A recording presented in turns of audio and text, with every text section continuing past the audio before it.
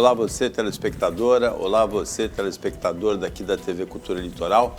A partir de agora você acompanha a edição desta terça-feira do Opinião 2.0, terça-feira, 14 de junho, e quem vai analisar, comentar as notícias com você é o advogado Roberto Mohamed, daqui do time de comentaristas do Opinião. Mohamed, o Tribunal Superior Eleitoral elege hoje para a presidência o ministro Alexandre de Moraes. A única coisa que a gente pode prever é que vai sair faísca aí, não vai? Boa tarde, Paulo. Olha, eu tenho as minhas restrições em relação ao Alexandre de Moraes, já cansei de falar. Eu acho que ele tem uma vaidade extrema e que atrapalha o papel dele como magistrado. E cometeu erros, para mim, fundamentais na condução, principalmente no ano passado. O caso do Daniel, para mim, foi o mais emblemático. O silêncio do Alexandre de Moraes, ou o desprezo do Alexandre de Moraes, teria deixado o Daniel relegado ao que ele é, nada. Mas não, ele transformou um nada em celebridade. Foi um erro absurdo, uma puxada, uma esticada de corda totalmente desnecessária, só que infelizmente o Alexandre de Moraes faz isso constantemente. Ele é belicoso como juiz. E eu não acho que seja esse o papel ideal.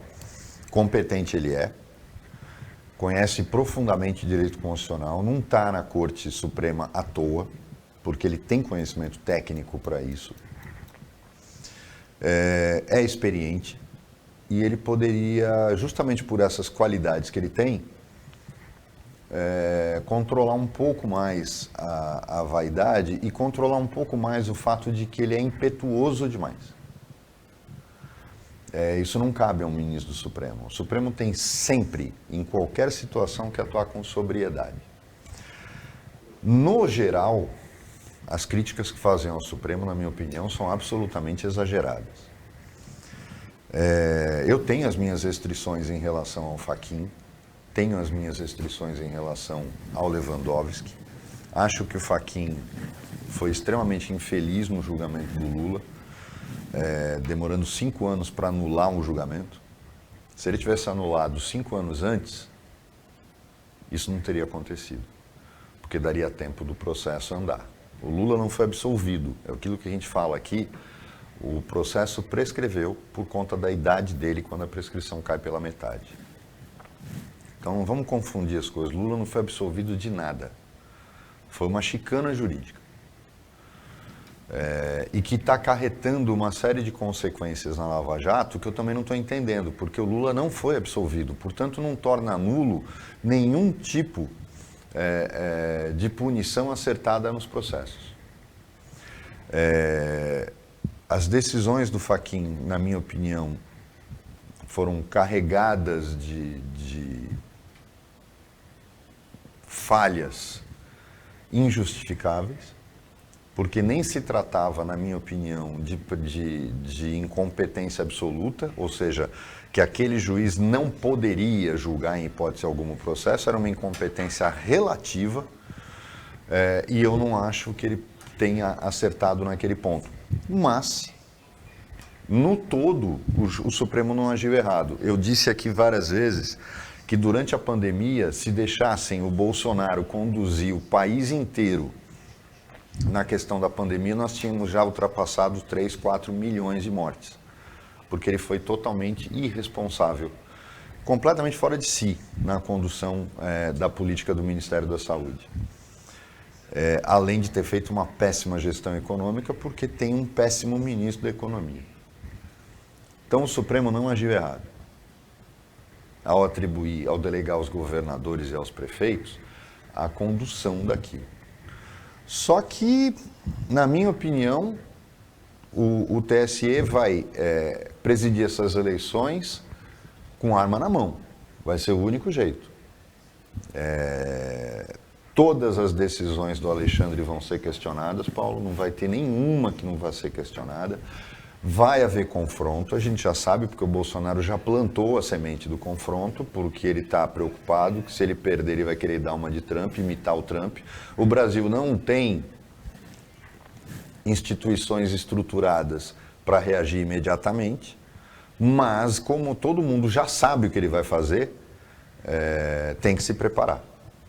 como eu disse aqui já, não vejo o Bolsonaro como nenhum perigo à democracia. Isso é falácia de idiotas.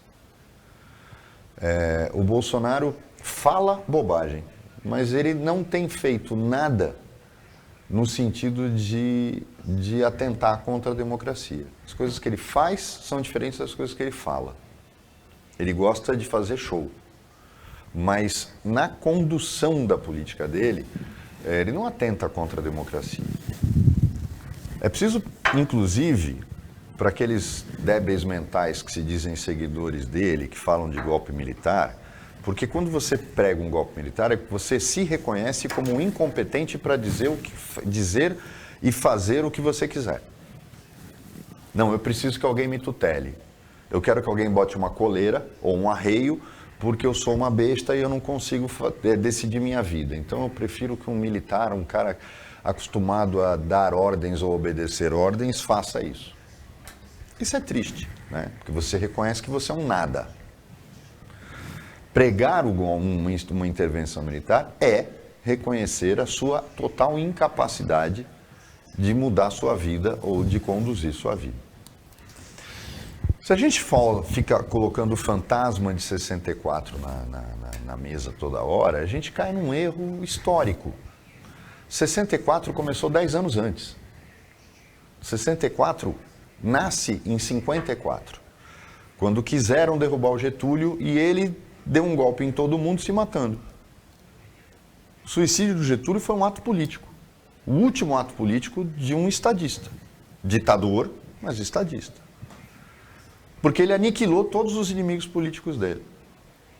E foi graças a isso que o Juscelino se elegeu presidente.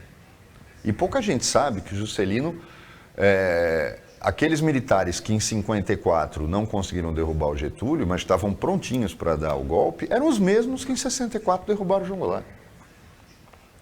Eram os mesmos que não queriam dar posse ao Juscelino.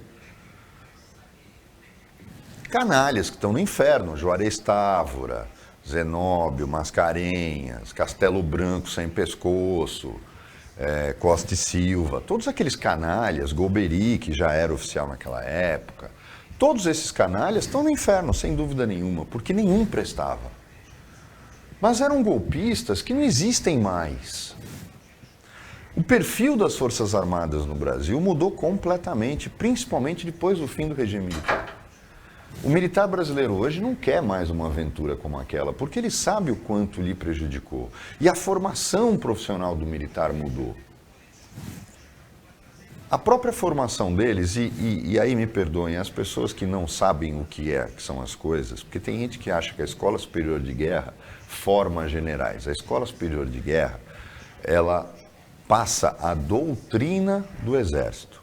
A Escola Superior de Guerra não foi uma coisa que nós tínhamos, ela começa logo depois da Segunda Guerra Mundial, financiada pelos americanos. Ela fazia parte da Guerra Fria. Ela tinha uma doutrinação anticomunista porque a Escola Superior de Guerra foi feita pelos americanos, foi financiada pelos americanos e seguia fielmente a escola americana. Ela tinha algumas diferenças porque os militares brasileiros tinham também uma forte influência da escola militar francesa. Mas, basicamente, a Escola Superior de Guerra foi onde se planejou, junto com o clube militar, tudo aquilo que aconteceu de 54 a 64. Achar que isso tudo vai acontecer agora, a Escola Superior de Guerra não é mais a mesma. Não tem mais aquela filosofia anticomunista, até porque o comunismo acabou. A não ser que a gente ache que os nossos inimigos são a China e a Coreia do Norte. Em relação a essa mudança de mentalidade dos militares, vem uma garantia de que nada vai acontecer. O Bolsonaro vai conseguir o quê? Os militares de pijama do clube militar, que hoje não é nem sombra do que já foi, é um clubinho de militar de pijama, que não tem influência mais nenhuma. Então vamos parar de ficar tendo pesadelo com algo que não tem o menor risco de acontecer. Em contrapartida, se existe algum risco contra a democracia, chama-se Partido dos Trabalhadores. tudo aquilo que o PT não conseguiu fazer durante o governo Lula, durante o primeiro governo Lula, porque durante o governo da Dilma a coisa ela estava tão preocupada com o resto que não dá para se preocupar com isso, mas vamos lembrar e observar que o Lula está pregando tudo aquilo que ele tentou fazer no primeiro mandato dele, mas que ele não se esforçou muito, que dessa vez ele vai canalizar todas as forças dele para fazer. Voltou a falar de controle social da imprensa, que não existe, o nome disso é censura. Não existe outra palavra. Controle social da imprensa é censura. O Lula vem com sangue nos olhos em relação à Polícia Federal, em relação à Justiça Federal, em relação ao Ministério Público Federal. Então podem acreditar, e tendo maioria no Supremo, como ele tem, que se existe algum risco para as instituições, a gente tem que estar pronto para uma eventual vitória do Lula. E eu não estou fazendo aqui alarde nem tomando partido, não. Eu estou colocando fatos. O Brasil tem que fortalecer as suas instituições. Então, mais importante do que o Alexandre de Moraes no TSE é a gente observar o comportamento das instituições brasileiras. Porque são elas que vão impedir que ganhe quem ganhar, você fira justamente aquela que não pode ser ferida, que é a nossa democracia. Agora, Mohamed, você citou aí o exemplo do ex-presidente dos Estados Unidos, Donald Trump, e ontem, dando continuidade àquela apuração que está sendo feita no Congresso dos Estados Unidos em relação àquele episódio gravíssimo de janeiro do ano passado, quando Trump ainda era presidente, ainda não tinha passado o cargo, no dia que o Congresso ia homologar o resultado, foi invadido, até tinha as imagens, morreram pessoas, parecia um viking, depois reclamou na cadeia que não tinha comida vegana, né, esse viking. Mas ontem, o ex-procurador-geral do Trump, o William Barr, ele falou que são completamente alucinadas as críticas de fraude eleitoral no processo dos Estados Unidos. E que se o Trump acredita nisso, é porque ele está descolado da realidade. E é verdade, a gente sabe disso. Como é descolar da realidade quem questiona as urnas eletrônicas, Paulo? Eventuais erros numa apuração de eleição vão acontecer. Agora, só um idiota vai dizer que o voto de papel é mais seguro que o voto eletrônico. O mundo inteiro tenta copiar. Nos Estados Unidos, o problema não é ter voto de papel ou não. Tem estado que o voto é eletrônico, você sabia? É que lá cada estado organiza a sua eleição. Nós já cansamos de explicar aqui que o sistema eleitoral, o sistema político americano é completamente diferente. Os Estados Unidos não são nem uma federação, eles são uma confederação. Cada estado americano é praticamente um micropaís. Então, eles têm regras próprias. Existem estados americanos que têm Senado. Além de câmaras, eles têm Senado. Eles têm Suprema Corte. Eles têm uma mini estrutura federal dentro deles. Então, não vamos confundir um país que tem uma política extremamente complexa, que para nós é muito difícil de entender, porque nós temos um conceito unitário de nação, e o deles não é. Ficar falando de não confiar nas urnas. Nós estamos votando assim há quanto tempo, Paulo? 25 anos, 30 anos que nós votamos com urna eletrônica?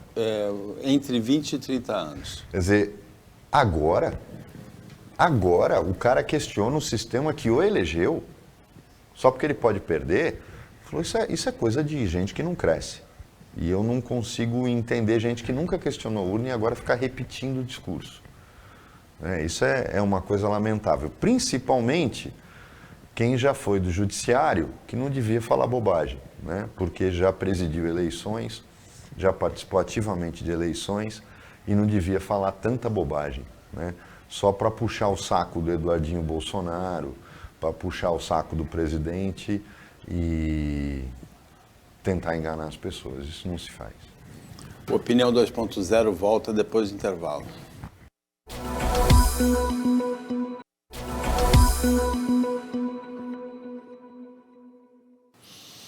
Voltando com o Telejornal Opinião, Roberto Mohamed analisa, comenta as notícias com você nessa terça-feira.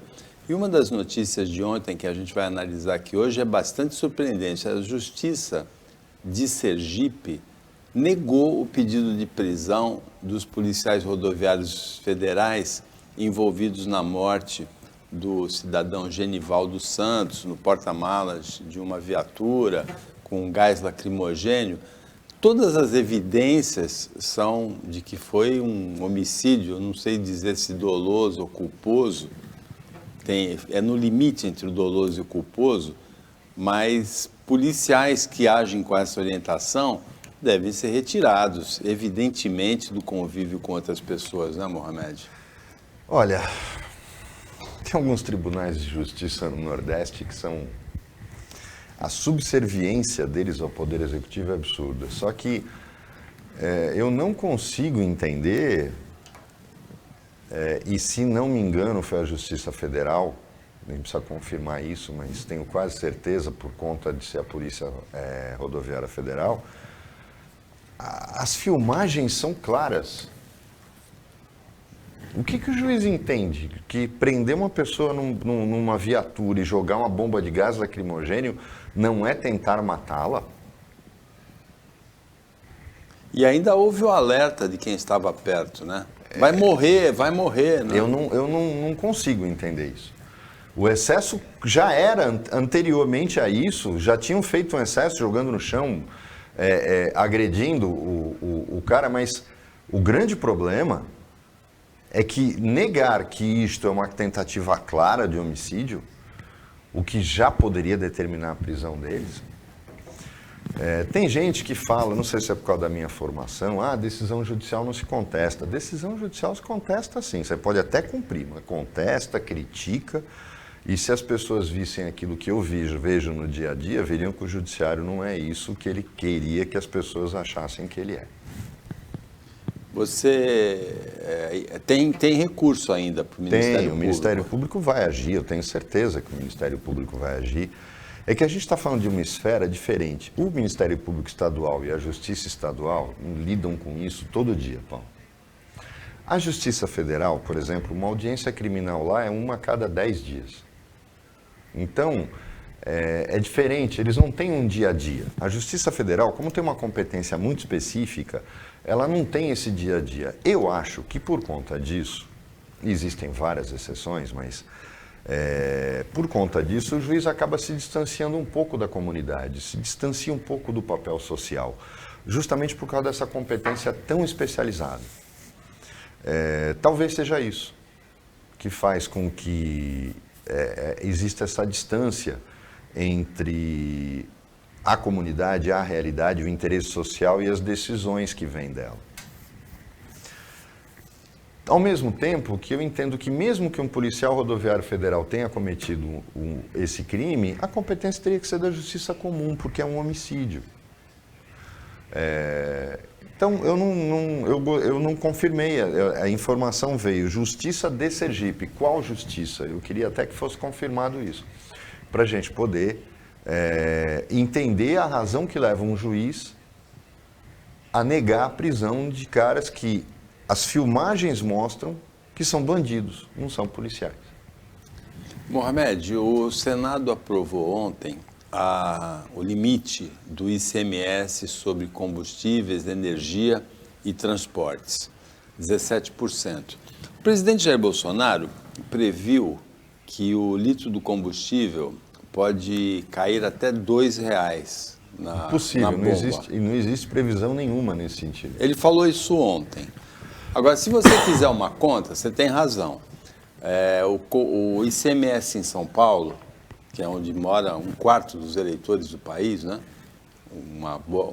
Quase uma quarta parte dos moradores do país, ele era de 23%. Se cair para 17%, caiu 6%. Se você jogar 6% sobre o litro do combustível, da gasolina, por exemplo, a R$7, né? Vai dar 42 centavos e não R$2, né? Exatamente. Mas de onde ele faz essas contas a gente não sabe. Mas o que você vai esperar de um cara que diz que vacina causava AIDS? O Bolsonaro não é normal. E o pior é que eu vejo, às vezes, pessoas que a gente já entrevistou, teve a chance de trazer aqui, e que são pessoas muito inteligentes, muito preparadas, muito cultas. Eu vi, por exemplo, a Janaína Pascoal justificando aquela fala absurda do Guedes que pediu para os donos do supermercado não aumentarem o preço. Gente, ela querendo justificar que ele não falou em congelamento, todo mundo entendeu que ele não estava falando em congelamento. Até porque não pode, é ilegal. Não se pode defender o indefensável. O Guedes é uma besta. O Guedes é um cara despreparado. O Guedes não tem a menor competência para estar exercendo o papel que ele tem. Você não pode esperar nunca que um ministro da Economia peça aos donos do supermercado que vendam com prejuízo. Não estou defendendo os donos do supermercado. Todas as redes estão aí nadando em dinheiro. O Açaí, por exemplo, ganha tanto que patrocina o Campeonato Brasileiro. Sinal de que o lucro é absurdo e pertence ao Grupo Pão de Açúcar. Vamos deixar claro que os aumentos na gôndola do supermercado vêm da inflação. Não são eles que geram inflação. Eles são consequência da inflação. Tem uma história até, se a gente for analisar de cachorro correndo atrás para morder o próprio rabo, eu concordo. Mas pedir que os donos do supermercado não aumentem o preço é uma piada. É uma piada. É despreparo total. É não saber que papel você exerce. É olhar no espelho e falar, o que faz um ministro da Fazenda? Conta para mim, porque eu não sei. Eu acho que é isso que o Guedes faz todo dia quando acorda no espelho. Só que como ele não tem resposta, ele faz as bobagens que ele está fazendo. A verdade é que não é culpa do Congresso, não é culpa do Supremo, como os bolsonaristas defendem. Paulo Guedes é incompetente e não consegue agir nem dentro daquilo que é da sua esfera de competência. Ele não precisa de autorização legislativa, por exemplo, para usar o IOF, que eu já disse aqui. Existem impostos que são chamados de impostos reguladores, que são feitos para que você utilize fazendo o que se chama de intervenção no domínio econômico, intervenção do Estado no domínio econômico. Como é que você faz esse tipo de intervenção? Você usa os impostos reguladores, que são o IPI, o imposto de importação, o imposto de exportação e o IOF. Esses são impostos reguladores. Por quê? Porque eles podem, por mero ato do executivo, diminuir ou zerar a alíquota. Por isso que existe uma diferença na faculdade, Paulo, a gente brincava, para que saber a diferença? É importante saber a diferença entre isenção e alíquota zero. A isenção tem que ter previsão legal. A alíquota zero não precisa. O efeito prático é o mesmo? O efeito prático é o mesmo.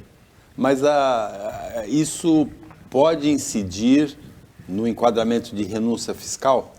Não, porque o imposto regulador ele não entra no grupo dos impostos que representam uma receita fixa da União. Justamente por isso que ele é regulador. Ele tem esse nome e pode ser a fixação de alíquota zero dele. É como eu falei, a diferença de isenção para alíquota. A isenção precisa de previsão legal, porque ela afeta diretamente o orçamento. Todos os impostos reguladores são chamados, eles entram como um conjunto de receitas que você pode sumir com elas. Não é aquela receita que eu preciso mudar o orçamento para ter.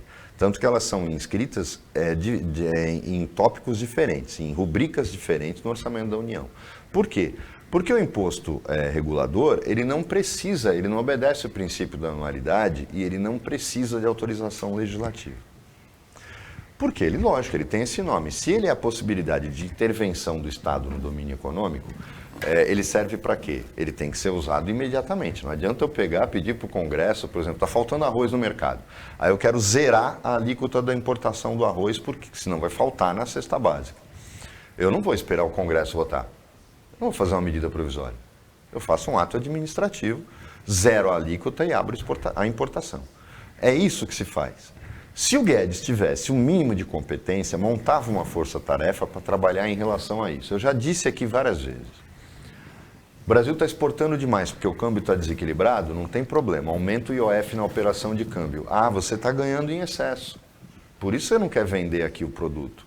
Não, você vai vender aqui. Se não, eu vou taxar o IOF na operação de câmbio e vai dar a mesma coisa. Tanto faz você vender aqui como vender lá fora. O problema é que o Brasil não faz isso porque quanto mais dólar entrar, é aquela obsessão que vem desde o Pedro Malan sobre as reservas cambiais, que na minha opinião é um absurdo. Nós temos excesso de reservas cambiais, justamente por conta dessa, ainda mais agora com o dólar do jeito que está. E você faz com que o Estado seja o maior especulador. Justamente por isso, pela sua incapacidade de reagir. E ele também pode, além do IOF, se ele não quiser fazer, porque quando você tributa o câmbio, Paulo, você também tributa outros tipos de operações que não necessariamente podem ser positivas. O que você faz nesse caso? Você usa o imposto sobre exportação, que no Brasil é praticamente zerado para tudo, mas ele existe, ele tem previsão legal, ele é constitucional. Basta você estabelecer alíquotas de exportação para aqueles produtos que você não quer que falte no mercado interno. Então, existem mecanismos para isso, mas você tem que ter uma equipe econômica. Você lembra em 2019, eu lembro até hoje, a sua surpresa aqui falando. O ministro da Fazenda disse que foi pego de surpresa. Foi logo no início da pandemia. Como é que você pode ter isso? Então, você tem que ter uma equipe afiada e acompanhando tudo o que acontece no mercado. Tudo. Faltou cebola. Mexe no imposto de importação para importar cebola. Normalizou, para. São essas, mas para o quê? Observando, hoje é tudo informatizado. Eu não posso pegar e aumentar um imposto quando o produto está chegando no porto. A Justiça Federal cansou de julgar casos assim. Onde é o fato gerador? É lá ou é aqui? Porque eu carrego por exemplo, está faltando arroz. Eu, importador, carrego um navio inteiro de arroz, ele está no meio do Oceano Atlântico, normalizou aqui, então agora tem imposto de importação. Você tem que ter respeito aos contratos assinados. Para isso basta ter uma equipe, um conselho, um grupo de funcionários e servidores que cumpra o seu papel, que seja rápido, que seja eficiente, que seja honesto, porque você também não pode criar demanda. O que é criar demanda? É aquele cara, nós achamos barato lá um produto, não está faltando aqui, mas a gente diz que está e zera, e a gente ganha em cima. Não pode agir assim, isso está cheio. O que nós temos que ter é vergonha na cara, gente competente, a gente tem gente competente, e um ministro da Fazenda minimamente competente, como não é o caso do Guedes e não vai ser nunca. Opinião volta depois do intervalo.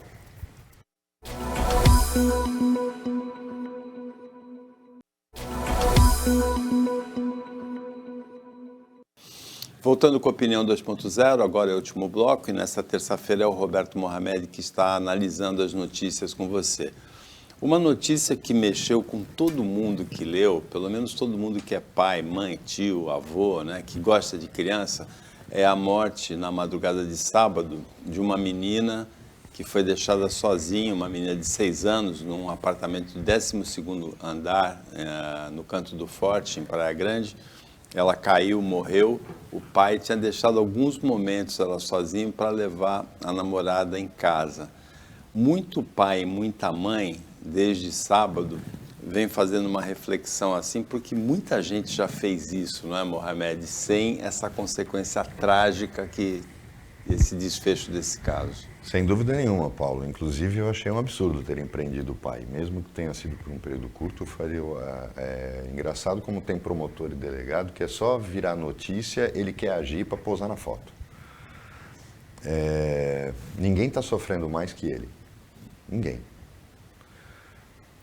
Isso me lembra algumas coisas,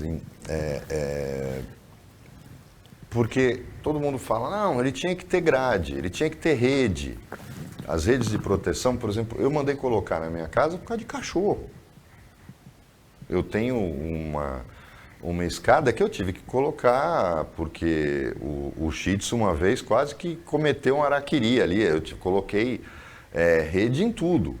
E por causa de cachorro. Né? O Felipe tem 15 anos, não preciso me preocupar com isso. Mas isso já aconteceu com todo mundo. Eu acho que aquela descida rápida enquanto está dormindo, tem vários questionamentos para fazer, Por que não estava tudo trancado, as janelas fechadas? Mas esse esquecimento não pode ser confundido com um crime. É diferente dos pais que bateram na criança. Todo mundo sabe dos casos que eu estou falando. Nesse caso não tem nada a ver com isso. E as pessoas hoje estão... Foi até matéria do Fantástico dessa semana. As pessoas estão... Para botar o dedo na cara dos outros e condenar, está uma facilidade danada. Assim como a violência. Qualquer um hoje reage de uma maneira absurda. E com essa liberação de armas que esse psicopata fez, você tem visto coisas acontecendo que não se justificam. Mas teve até um lado engraçado que eu vi outro dia, essa foto mandaram para mim, a mulher deixou o cachorro dentro do carro e colou um papel do lado como se tivesse sido escrito pelo cachorro. Minha dona foi ao supermercado, mas eu estou ouvindo música com ar-condicionado ligado, tem comida e tem água aqui dentro do carro, não chame a polícia. Porque as pessoas têm mania de julgarem os outros, de serem juízas e muitas vezes inquisidoras. Isso não pode, isso não tem o direito de acontecer. O que aconteceu com essa criança e com esse pai, eu acho que coloca em evidência alguns cuidados que as pessoas têm que ter, de ter tela quando tem criança em casa, mesmo que seja um negócio feio, é um negócio muito importante. Existem hoje até telas que juntam as duas coisas, aquela tela mosqueteira aliada, que a tela de proteção tem um outro papel, mas tudo que dificulta o fato da criança, que tem curiosidade natural, de fazer bobagem, de fazer arte, como dizia meu avô, ele vai, conta, e é efetivo. Então, a única coisa que eu acho que fica de lição é que a gente não deve economizar nisso, tendo a possibilidade de. Agora, quanto a todo mundo colocar o dedo na cara de um pai como esse, ou de uma mãe, ou de um dono de animal, julgando sempre que você, que não tem nada disso, às vezes você não é pai, você não é mãe, você não tem animal, mas bota o dedo na cara dos outros. Porque é bonito, porque você está com a maioria. Então a gente tem que parar de julgar os outros. Se até os caras que ganham para isso não fazem direito, imagine então quem não é pago para isso e que não tem o direito de fazer isso. Então a gente tem que ter muito cuidado com esse tipo de coisa. Até porque você vai falar de uma notícia agora que mostra bem o que dá essa história de Tribunal Popular de Inquisição e os erros que a gente comete. A gente já cansou de ver isso no Brasil. Quando aconteceu aquele negócio da escola em São Paulo, e a gente lembrou da escola base, é justamente por isso. Todo mundo lembra o que aconteceu. Você tem razão nesse ponto. Eu acho que ninguém está mais punido, mais castigado e sofrendo mais, nesse caso da menina, do que o pai que fica pensando: eu podia ter colocado a tela, eu podia ter levado ela junto comigo, eu podia ter fechado a porta da varanda, né? E essa culpa, esse arrependimento provavelmente é para o resto da vida, né? Até o fim da vida ele não vai se conformar com isso que aconteceu. É um castigo muito pesado, realmente. Dificilmente alguém poderia impor a ele um castigo mais pesado do que esse. Agora, a notícia que é chocante, que a gente precisa parar para pensar realmente, é o que aconteceu no México. Um turista de 31 anos foi confundido com alguém que roubava crianças por uma falsa informação no WhatsApp. Ele foi linchado, foi queimado vivo. A revolta da população com um turista que não tinha nada a ver com isso, que era completamente inocente, foi tão grande que a polícia chegou a ser chamada, tentou socorrer o turista e não conseguiu, a multidão impediu. Lembra muito um caso em que houve condenações por linchamento em Guarujá, de uma dona de casa, Fabiane de Jesus, que foi acusada falsamente também em redes sociais de raptar crianças para usar em rituais de magia negra. Esse caso em Guarujá foi de 2014. São coisas lamentáveis. Isso não é as redes sociais só amplificaram isso. Vou voltando para o segundo bloco, quando a gente fala do primeiro bloco, quando a gente estava falando da ditadura. Você sabe, Paulo, que durante os anos, principalmente no governo Médici, que foram os mais pesados, né? O final do Costa Silva e o governo Médici. Os anos de chumbo. Os anos de chumbo, chamados, né? Começam em 1967 e vão até 73. Muita gente, não foi pouca não, usou os porões da ditadura para se vingar de inimigos. Se a gente for lembrar bem, todo episódio que cerca a vida do Wilson Simonal,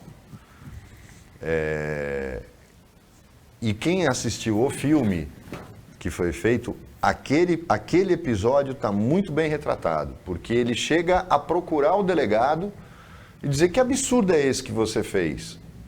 Porque o delegado prende o cara, dá-lhe um monte de safanão, o contador dele, e o cara diz, estou te fazendo um favor, não reclama. Porque a polícia, o DOPS na época, tinha o que tinha de pior no extrato da nossa sociedade. Fleury nunca foi delegado. Fleury foi bandido. Era um criminoso, safado, corrupto, que era delegado de polícia. Não tem porquê se admirar um homem desse. Por exemplo, eu admiro muito o Mourão, exceto por uma coisa, quando ele elogiou o coronel Ustra, o brilhante Ustra, que é o ídolo do Bolsonaro. Porque torturador é covarde. E eu não posso imaginar alguém admirar um militar covarde. Covarde, safado, sem vergonha. E se fez isso naquela época. Aquilo era política de Estado. Era eliminação dos inimigos do Estado. Cansou de prestar serviço privado, eliminando inimigos de empresários que pagavam e que ajudavam a polícia. É comunista. E o cara nunca foi comunista na vida dele. A gente está voltando para uma fase igual por outros motivos e de outra forma. Se eu quero me vingar de alguém, basta soltar uma mentira na rede social. Olhem o absurdo a que a gente chegou. Olhem o absurdo a que a gente chegou. Então, isso não pode acontecer. A gente não pode deixar que a sociedade seja movida por algo que não tem sequer origem. Quando eu faço uma acusação a alguém, eu tenho que ir lá e falar. Essa, inclusive, é uma crítica que eu faço. Muita gente só olha o lado dele, o instrumento dele como proteção. Eu não vejo assim, que é o Disque Denúncia. Há uma prática hoje no Disque Denúncia, e isso vem desde que ele foi criado, que não pode ser desprezada. Tem gente da própria quadrilha do bandido que liga para o Disque Denúncia para fazer falsas acusações à equipe policial que prendeu o cara para ele ser solto na audiência de custódia. Olhem o absurdo que é. A polícia tem que ser fiscalizada, a gente já cansou de falar aqui dos abusos, que eu não sei o que está acontecendo, eu acho que há um problema emocional coletivo nas polícias, eu não tenho dúvida disso. O caso que aconteceu na Polícia Rodoviária Federal acontece com a PM todo dia. O problema todo é que eu tenho que ter outros meios de controle. Eu não posso transformar um Disque Denúncia, ou seja, o incentivo à denúncia anônima, como o único instrumento de controle da polícia. Porque aí eu vou cometer injustiça. Eu vou cometer a mesma ilegalidade. É a mãe do bandido ligando que bateram no coitadinho do filho dela. Não, eles prenderam o filho dela, que é bandido. Então é preciso a gente tomar muito cuidado. Tem promotor que usa o Disque Denúncia como salvador da pátria, facilita o trabalho dele. Tem que se tomar muito cuidado com isso. Tem que tomar muito cuidado. A denúncia anônima é a denúncia de um covarde. Alguns casos a justificam quando você está falando do crime organizado. Tirando isso, eu não vejo razão para que se incentive isso. Inclusive na internet, na minha opinião, existe uma distorção de um dispositivo constitucional e que as redes sociais têm que obedecer. Eu nunca vi dispositivo assim na Constituição americana, mas na nossa existe. É livre a liberdade de expressão, vedado o anonimato. O que quer dizer isso? Ora, a gente, né, se tivesse tido interpretação de texto no colégio corretamente, entendi. Você pode falar o que você quiser, desde que você mostre que é você que está falando. A Constituição, não é a lei que fala, é vedado o anonimato. O que quer dizer isso? Que eu posso falar o que eu penso e ninguém pode me punir por isso. Isso é dar opinião. Eu não posso achincalhar a honra de alguém, aí nós estamos indo para uma outra coisa. Mas quando eu dou minha opinião, eu não posso ser punido por isso. Porque é minha opinião, eu não estou dizendo que é notícia. Aqui neste programa, a gente analisa notícias. É diferente. Então, quando eu falo, eu estou dando a minha opinião. É diferente. A fake news é quando eu digo que aconteceu algo que não aconteceu. É diferente.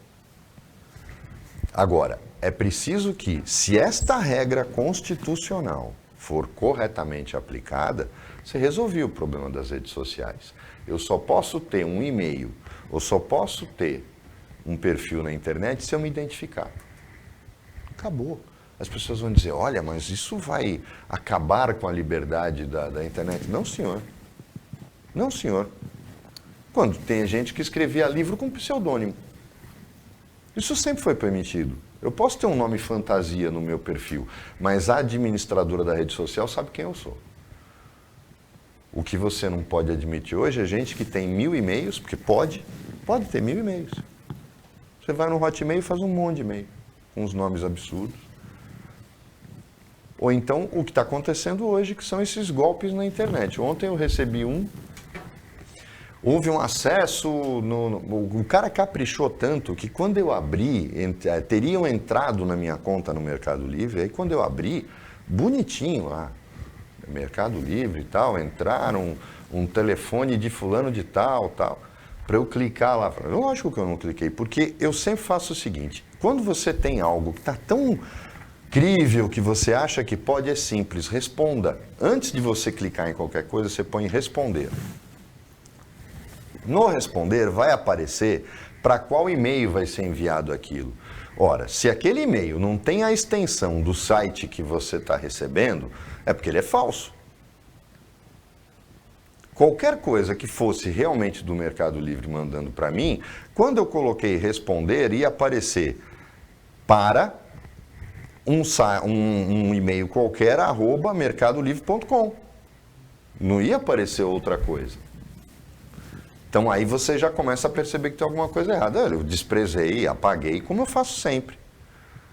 Isso é para site de banco, intimação da Polícia Federal, intimação de... Não fazem intimação por e-mail. As pessoas têm que aprender isso, não fazem intimação por e-mail. Não existe no país intimação por e-mail, a não ser do judiciário para advogado, cadastrado. Então, dá para fugir desses golpes? Dá. Agora, o anonimato da rede social, Paulo, é que produz esse tipo de selvageria. E isso, enquanto a gente confundir que a liberdade de expressão na internet é sagrada, não é não.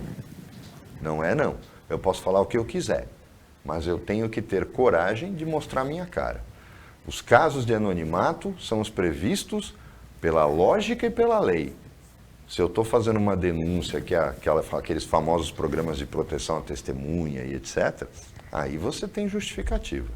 Agora, eu preciso de anonimato para falar mal do técnico da seleção, eu preciso de anonimato para falar mal do Paulo, para falar mal de mim, mostra a cara. Mostra a cara. É simples. Chegamos ao final do Opinião. O Mohamed se cuida, porque o Michel Temer e o vocalista dos Rolling Stones, o Mick Jagger, testaram positivo para a Covid. A coisa eu acho que a gente acelerou demais. Infelizmente, a gente acelerou demais. tomar as doses de vacina e principalmente não descuidar do álcool gel. A máscara, eu acho que a maior parte das pessoas não está usando mais para nada, mas no transporte coletivo é curioso isso, Paulo, parece que as pessoas têm ainda um grau de consciência. Você olha os ônibus, as pessoas estão usando máscara, porque quando você está muito próximo, tem que usar nos aviões, em lugares onde o ar é fechado, eu acho que a gente tem que continuar usando a máscara. Enche o saco, não tem dúvida nenhuma, não tem cara nada mais chato e irritante do que usar aquelas máscaras. Mas a gente tem que se cuidar, a Covid não foi embora. É uma quarta onda com uma letalidade menor, o organismo reage mais rapidamente, já protegido pela vacina, mas ainda assim, Mohamed tem razão, é preciso tomar cuidado. Chegamos ao final agradecendo a participação do Roberto Mohamed como comentarista, o trabalho da equipe técnica de jornalismo do Sistema Costa Norte, a você que acompanhou a gente em mais essa edição. Até amanhã e uma ótima quarta-feira para você que você merece.